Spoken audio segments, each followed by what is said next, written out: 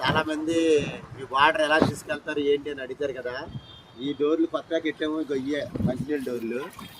దీంట్లోకి 450 లీటర్ పడుతుంది మంచినీళ్ళు ఎల్లీని. అంటే ఇప్పుడు ప్రస్తుతం డోర్లు కడటానికి ఉప్పు నీళ్ళు కడిగినాం ఎల్లీని ఫ్రెష్ అప్ అవ్వాలన్నమాట. ఇదొక డోరు, ఇదొక డోరు.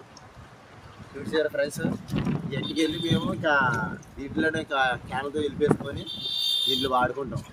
మాకు 10 రోజుల దాకా ఈ నీళ్ళు సరిపోతాయి మాకు తాగడానికి. ఒలి సరేనా, ఫాలో కొట్టి లైక్ కొట్టండి ఫ్రెండ్స్. కొత్త డోర్లు కదా ఫ్రెండ్స్, బాగా కడుక్కొని నీళ్ళు శుభ్రం చేస్తే నీళ్ళు బాగుంటాయి తాగడానికి.